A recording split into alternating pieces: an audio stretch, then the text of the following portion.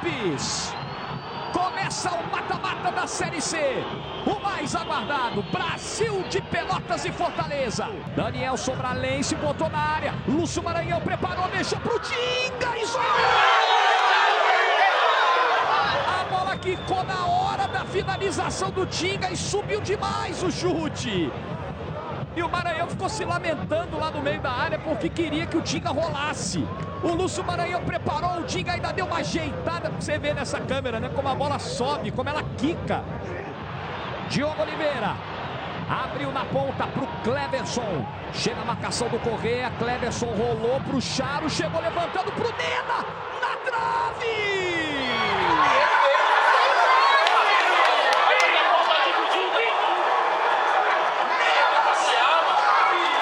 Escanteio pro Brasil, é bola fechada de novo, subiu Leandro, Leite, olha o rebote, gol!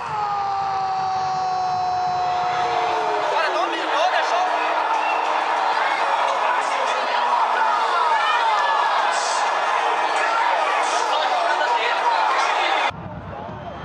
Lúcio Maranhão botou na frente, pé direito!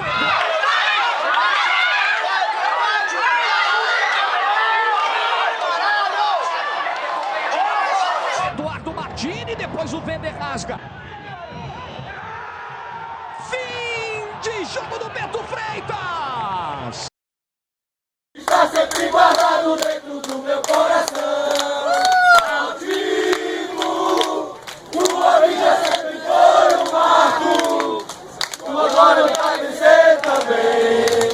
Salve o tricolor de aço no campo. Combatimento que não tem rival. O movimento é sensacional. Salve o tricolor de aço. Soberbo, tua vida representa. Fala, torcedor do Leão, aqui quem fala é o Cassiano.